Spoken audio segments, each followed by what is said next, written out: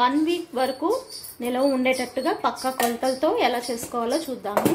First ఒక 2 table spoons గీ వేసుకోండి. దాంట్లో జీడిపప్పు పలుకులు వేయండి.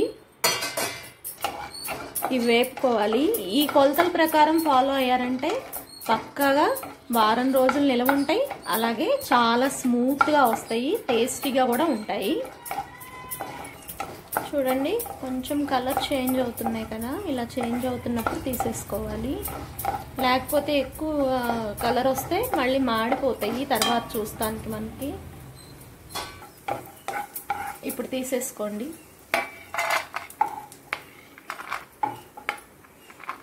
ఇంతకు మించి కలర్ వచ్చిందంటే మనకి మాడిపోతాయి, టేస్ట్ కూడా బాగుండదు.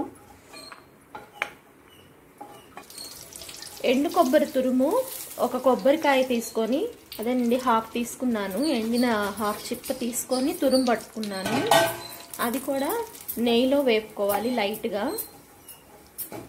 ఈ ఎండు కొబ్బరి పొలుకులు అక్కడక్కడ తగులుతుంటాయి, మనం తింటుంటే భలే బాగుంటుంది టేస్ట్ అయితే. ఈ కలర్ వచ్చే వరకు వేపుకొని పక్కన పెట్టుకోండి. ఎట్టి పరిస్థితుల్లో హైలో పెట్టి వేపొద్దు, సిమ్లో మాత్రమే పెట్టుకొని వేపుకోండి. కొబ్బరి మాడిందంటే అస్సలు బాగుండదు. మళ్ళీ 1 టేబుల్ స్పూన్ గీ వేసుకొని బొంబాయి రవ్వ, ఉప్మా రవ్వ అంటారు కదా, అది 1 గ్లాసు, పెద్ద మంచినీళ్ళ గ్లాస్ అంతా వేసాను. ఈ గ్లాస్తో వేసానండి నేను. మీరు ఏ గ్లాస్ అయినా సరే కొలత తీసుకోండి, ఎందుకంటే కొలత ప్రకారమే పాలు కూడా పోసుకోవాలి మనం. ఇది కూడా మంచి స్మెల్ వస్తుంది కదా, మనం ఉప్మాకి వేపుకుంటాంగా అలాగా వేపుకోవాలి.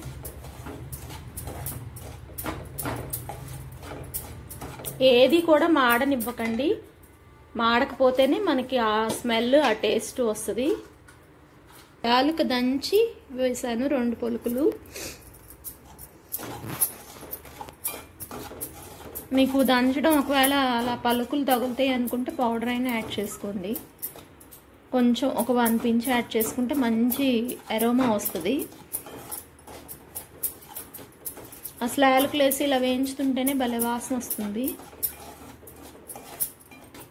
చూడండి, లైట్గా కలర్ చేంజ్ అయింది.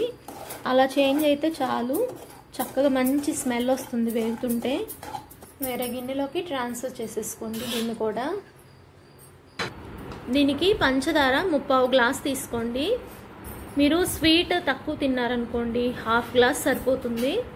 మేమైతే 3/4 గ్లాస్ తీసుకున్నాం. ఇదేమి ఎక్కువ అవ్వదు, స్వీట్ సరిపోతుంది చక్కగా. గ్లాసుకి 3/4 గ్లాసు పంచదార. ఇప్పుడు ఆ రవ్వ వేపుకున్న దాంట్లోకి ఇందాక ఎండు కొబ్బరి వేసుకున్నాం కదా, అవి వేసేసుకోండి. అలాగే పంచదార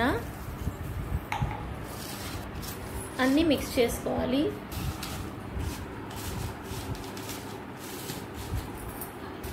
చల్లారి పెట్టుకోకుండా వేడి మీదే మ్యాక్సిమం కలుపుకుంటేనే మనకి పంచదార ఇవన్నీ చక్కగా కలుస్తాయి.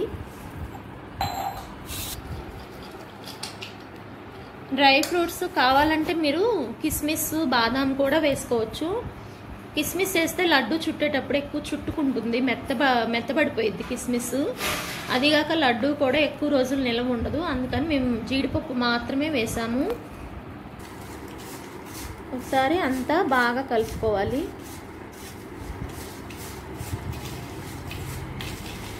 పంచదార సరిపోయిందా లేదా అని కొంచెం నోట్లో వేసుకొని చూస్తే మీకు అర్థమవుతుంది.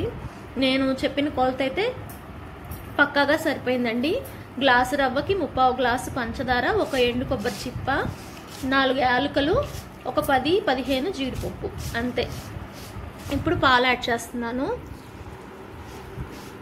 పాలు మనకి ఉండకొస్తుంది కదా, అలా చూసుకుంటూ కలుపుకోవాలి.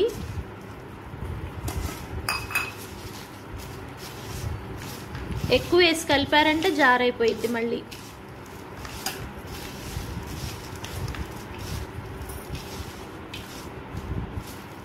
హాఫ్ గ్లాసు పాలు వేస్తేనే చక్కగా ఉండొస్తుంది మెత్తగా. కరెక్ట్ కొలతండి, హాఫ్ గ్లాస్ వేసుకోండి మీరు కూడా. చూడండి ఎంత బాగా వచ్చిందో.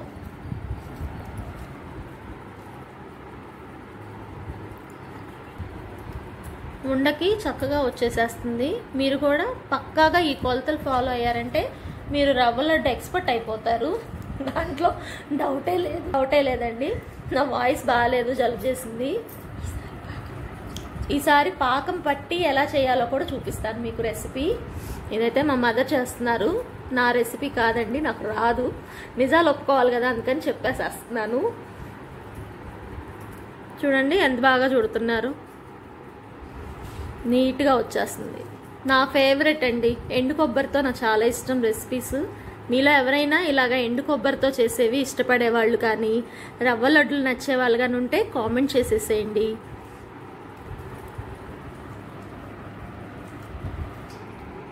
నేనైతే 2 ఉండలు తినేసానండి అంతే. కమ్మని రవ్వ లడ్డూలు పక్కా కొలతలతో రెడీ.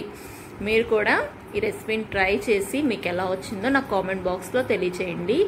ఇలాంటి మంచి ట్రెడిషనల్ రెసిపీస్ కోసం, టేస్టీయెస్ట్ రెసిపీస్ కోసం మన అపూర్వ వంటలు ఛానల్ని డెఫినెట్గా సబ్స్క్రైబ్ చేసుకోండి. సబ్స్క్రైబ్ చేసుకొని బెల్ ఐకాన్ ఆల్ అని ప్రెస్ చేస్తే నేను పెట్టే ప్రతి నోటిఫికేషన్ మీకు వస్తుంది. Thank you for watching. Like చేయడం మర్చిపోవద్దు. Bye bye.